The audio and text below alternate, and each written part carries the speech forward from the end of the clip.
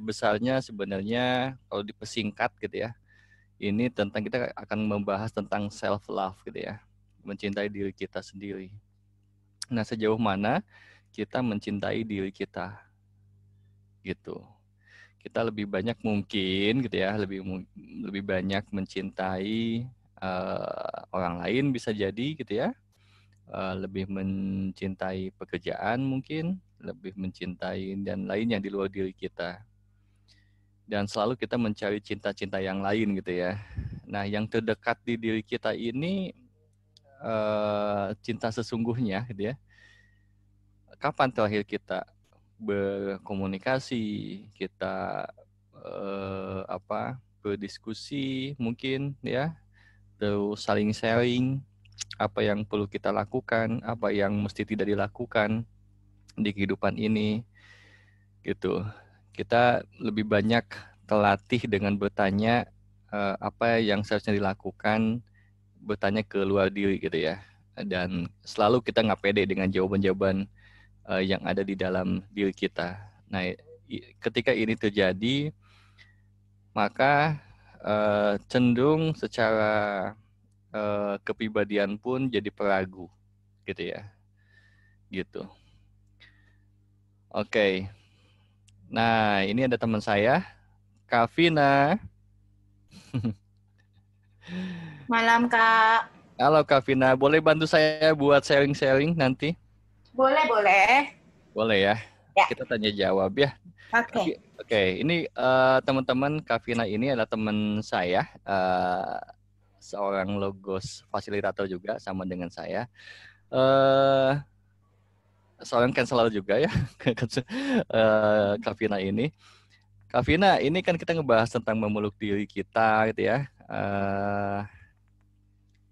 Gambaran besarnya kalau kita persempit sebenarnya tentang self love gitu ya. Nah, dalam kalau menurut Kavina nih gambaran dengan klien gitu ya, biasanya kasus-kasus tentang kurangnya self love di kebanyakan klien atau mungkin penglihatan secara umum itu karena apa ya, Kavina? Karena umumnya sih rata-rata belum mengenal dirinya sendiri secara penuh. Hmm, Dirinya itu seperti apa, gitu kan? Dirinya hmm, sendiri siapa, dirinya sendiri bagaimana. Biasanya seperti itu. Kadang-kadang karena hmm, belum mengenal diri dia sendiri, jadi gimana dia mau love sama dirinya sendiri. hmm. Bagaimana dia mau cinta sama dirinya sendiri. Oke, berarti yang paling utama adalah mengenal dulu ya. Iya, betul. Kalau nggak kenal, nggak sayang dong, Kak. Biasanya kan gitu ya. Bener, kalau nggak kenal nggak sayang. Oke, bener, bener. Itu pepatah yang relevan ya. Iya, bener banget.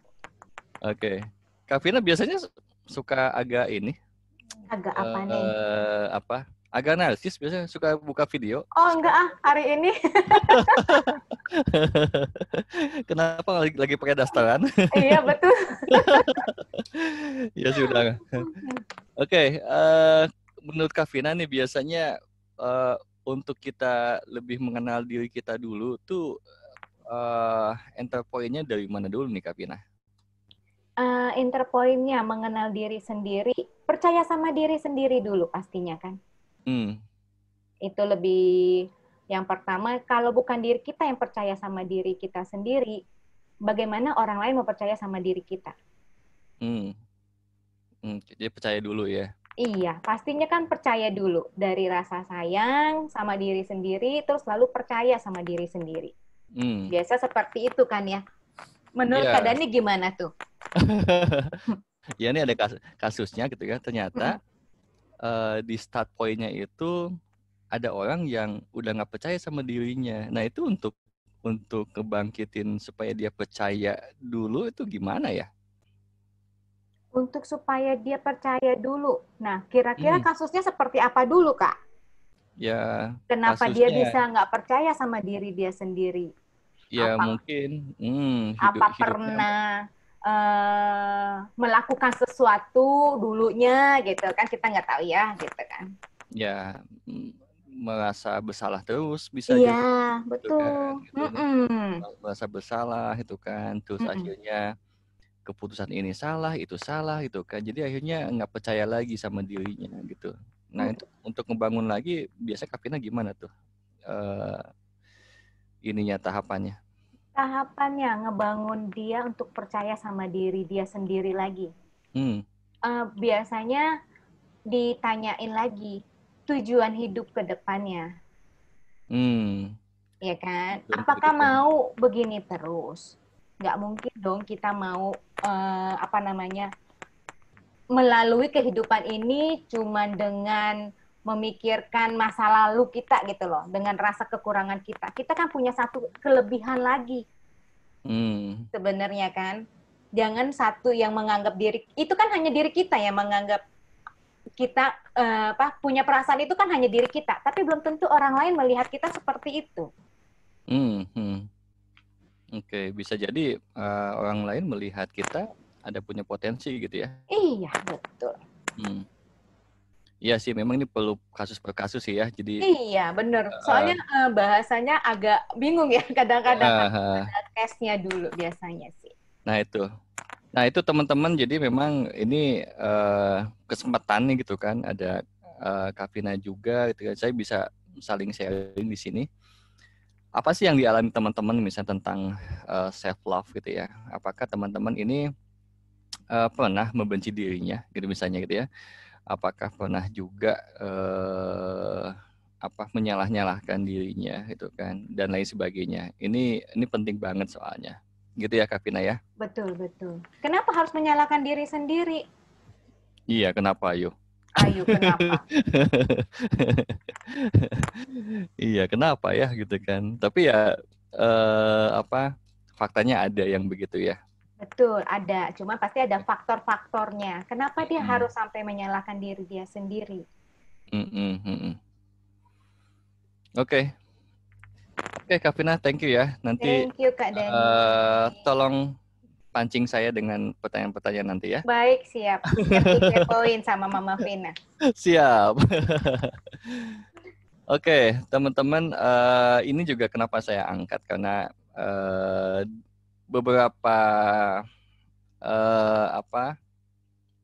ini mungkin apakah umumnya atau mungkin ini sedikit, meskipun misalnya saya tanyakan apakah teman-teman membenci dirinya, mungkin bilang enggak gitu ya, enggak kayaknya gitu ya. Tapi mungkin saja Anda tidak menyadarinya, ya. Mungkin aja tidak menyadarinya bahwa Anda sedang menolak dirinya, sedang menolak hidupnya. Tandanya apa sih? Tandanya Anda berkeluh kesah dalam hidup, misalnya. Ketika dalam hidup Anda sudah berkeluh kesah, Anda sedang menolak hidup, ya, sedang menolak kehidupan, ya, sedang menolak diri. Nah, diri di sini udah saya jelasin ya di gambar, atau saya sharing dulu ya gambarnya. Sorry, quote-nya maksudnya.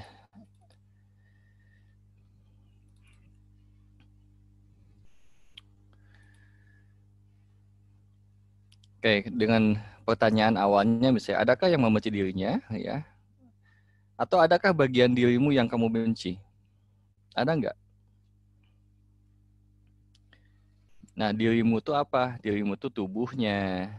Ya, jadi kalau ada yang membenci tubuhnya, jiwanya, apalagi nggak mungkin lah ya. Biasanya lebih ke tubuh dan jiwa. Nah, jadi diri kita tuh ada satu kesatuan sebenarnya sebagai kendaraan yang berkesadaran untuk hidup di dunia ini. Jadi diri kita tuh tubuh ini, ya. Apakah kita mencintai tubuh ini? Kalau kita mencintai tubuh ini, seberapa cintanya diri kita mencintai tubuh ini? Indikatornya apa? Apakah Anda mengurus diri, ya, mengurus tubuh ini dengan baik, ya? Apakah juga mengurus dan memelihara jiwa kita dengan cara berpikir, cara merasakan sesuatu, merespon sesuatu, keadaan, dan lain sebagainya, ya. Nah, kalau urus sendiri itu sebenarnya unconscious kita gitu ya. Jadi sesuatu yang menghidupkan, yang meliputi diri kita. Nah, jika ini selalu diprotes diri kita, ya pasti hidup kita bergejolak ya, penuh dengan ketidaktenangan di sini. Ya, oke. Coba sekarang teman-teman tulis ya hal yang satu adalah yang baik ya, yang baik dari diri Anda semuanya, teman-teman. Dituliskan beberapa, dan yang ya tahulah yang buruknya dari diri Anda apa aja ya. Tolong tuliskan yang buruk dulu ada berapa. Saya kasih waktu mungkin 1 atau 2 menit gitu ya. Dan setelah itu nanti saya kasih aba-aba lagi untuk menuliskan apa yang baik dari diri Anda. Oke, silakan. Kita mulai. Yang buruk dulu ya. Yang buruk dulu apa aja gitu kan. Saya itu ini, saya itu gitu kan. Bisa pemarah, bisa peragu, bisa teledor misalnya, atau apapun itu. Ditulis. Silakan.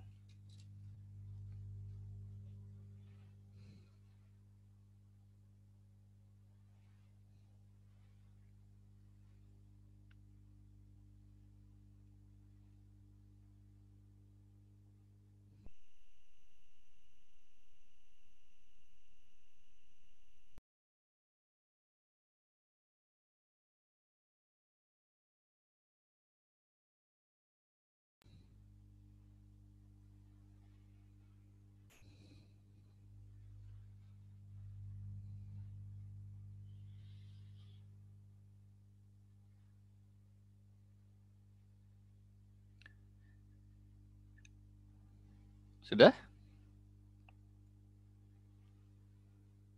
Oke, cukup.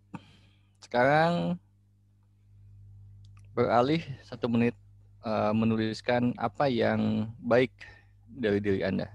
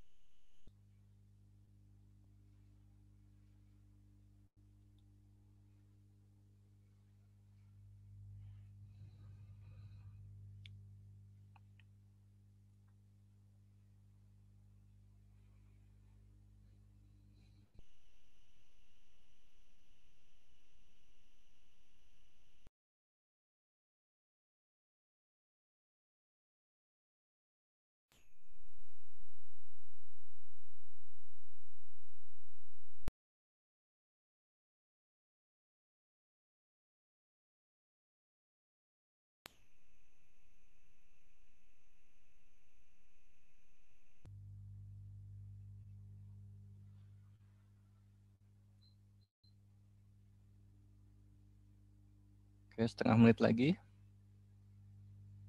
Apa yang baik dari diri Anda?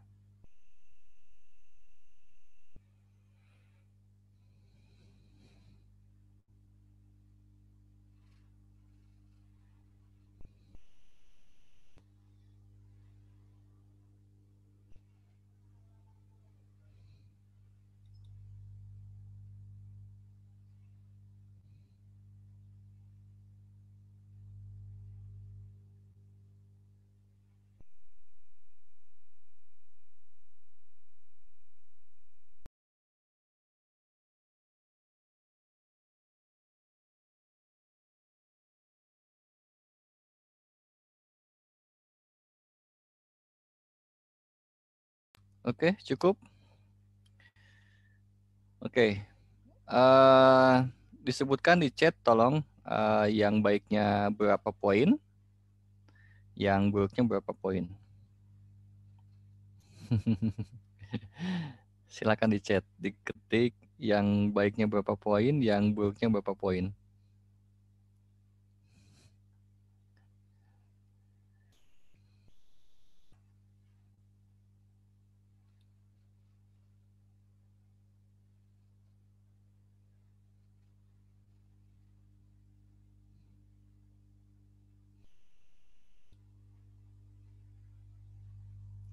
Oke, yang buruk 3, baiknya 5. Oke.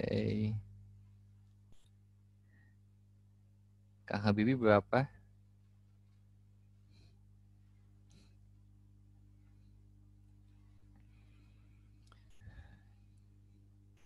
Yang buruk 4, yang baik 6 poin. Yang buruk 5, baik 6.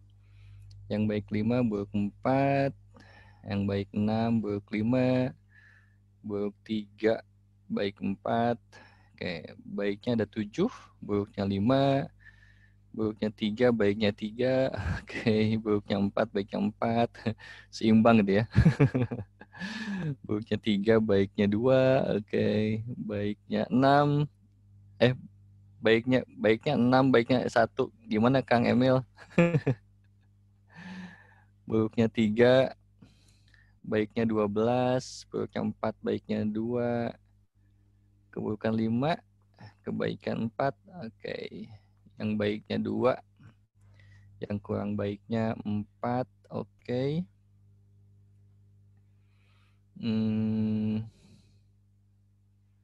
Yang kurang baiknya 2. Oke, yang baiknya 4. Oh, baiknya 1, buruknya 6. Oke, yang buruknya 4, baiknya 5. Oke, terima kasih. Jadi hampir berimbang ya. Jadi ada yang yang sedikit sekali yang baiknya banyak gitu ya. Gapnya tuh jauh gitu ya. Yang buruknya sedikit gitu ya. Yang buruknya dikit.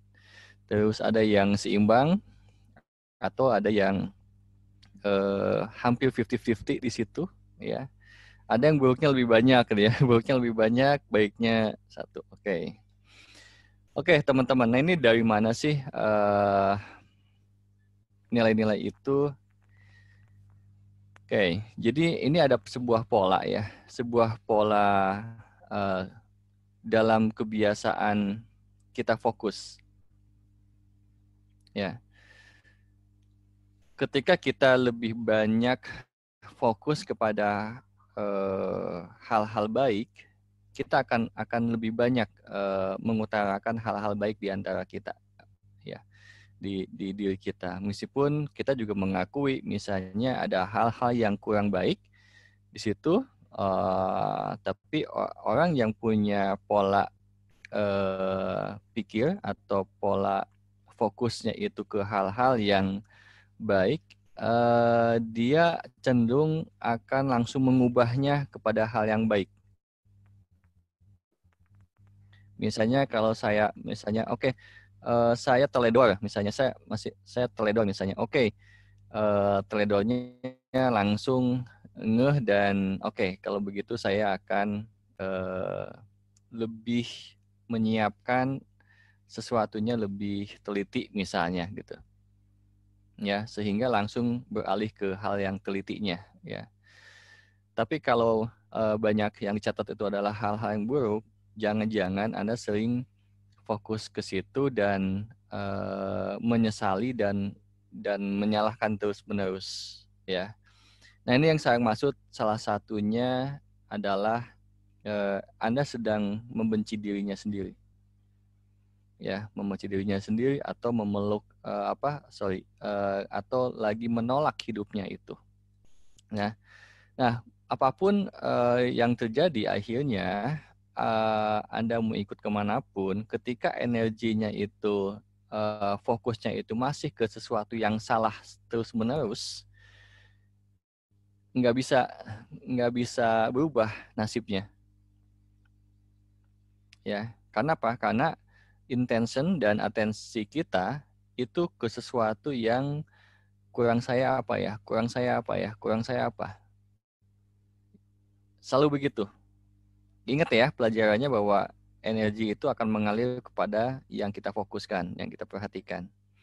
Nah, sedangkan kehidupan ini tercipta dari energi, ya.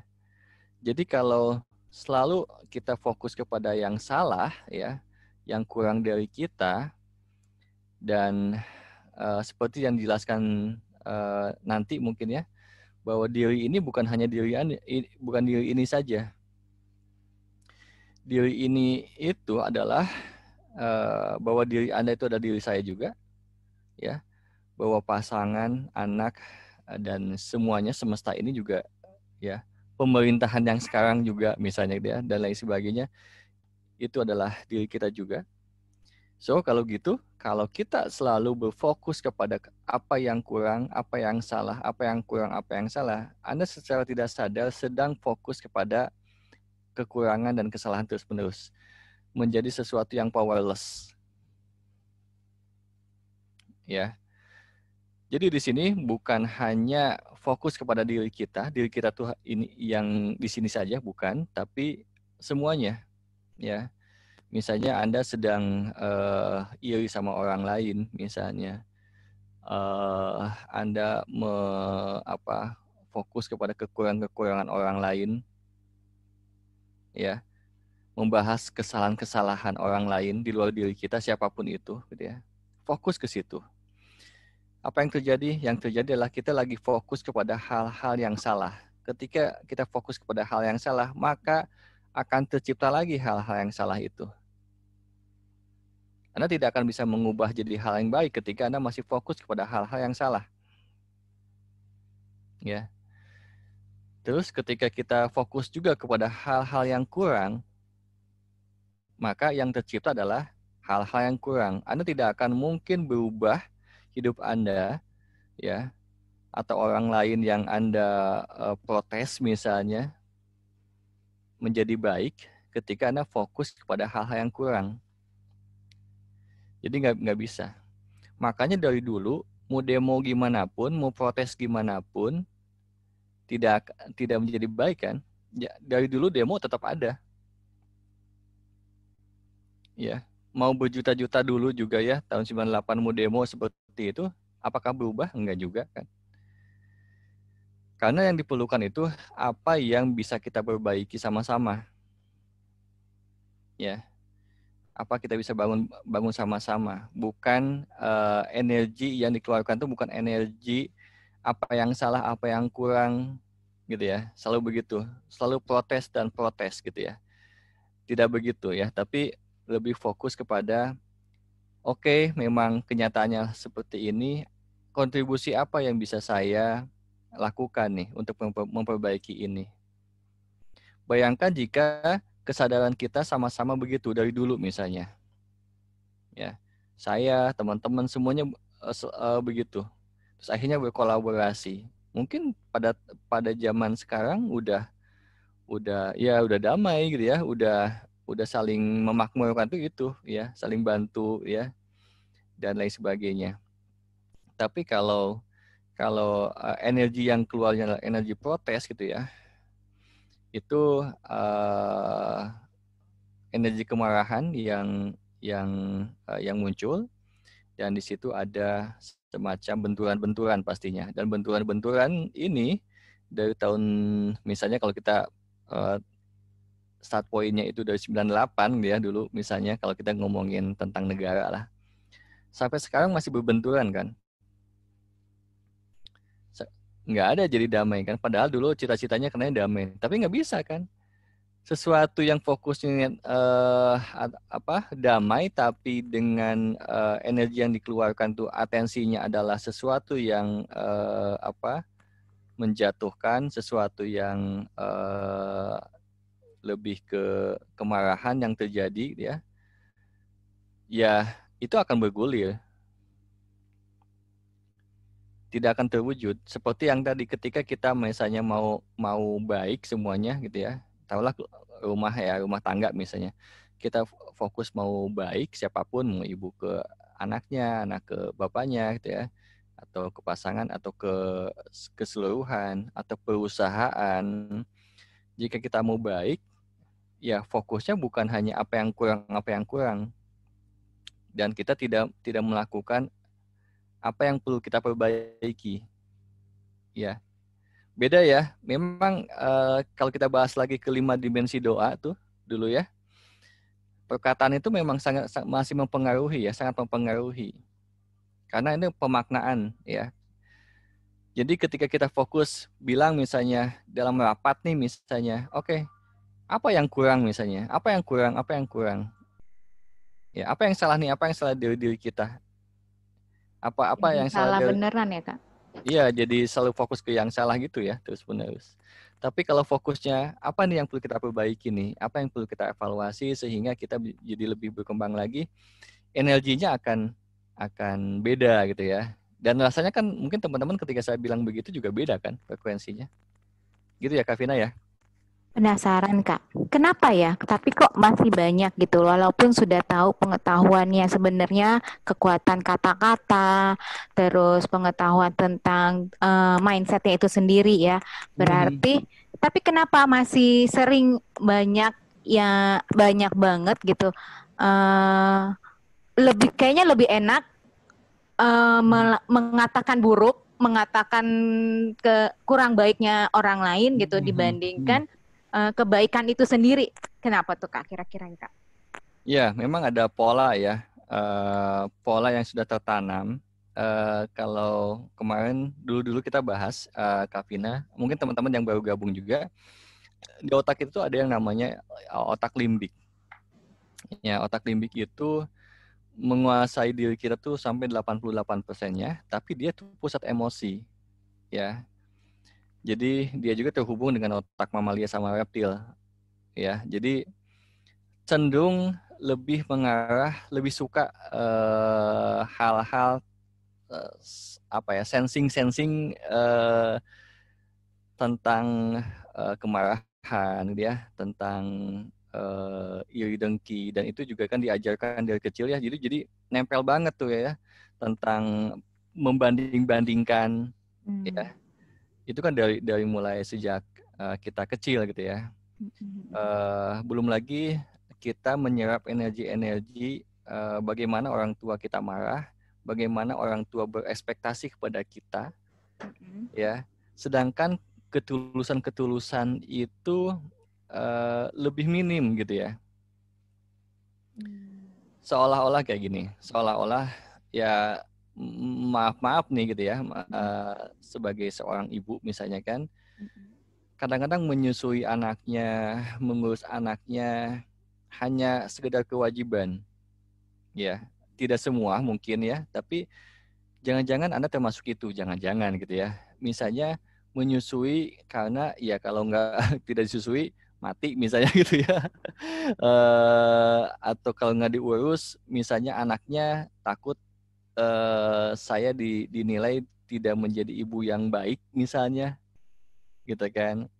Merasa terbeban gitu ya Kak ya? Ya, ya itu ya. Indikatornya apa? Kalau ada tulus, ketika mengurus anak itu tidak ada beban, ya kan?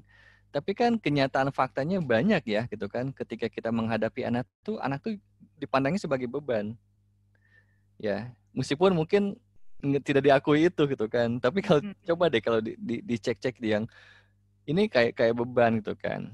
Beban bahwa ini sesuatu yang perlu kita besarkan, ya. Kita perlu besarkan, kita tumbuhkan sehingga jadi sukses. Kalau enggak nanti saya dibilang apa nih sama sama saudara gitu ya, sama keluarga besar, sama orang lain kayak gitu ya.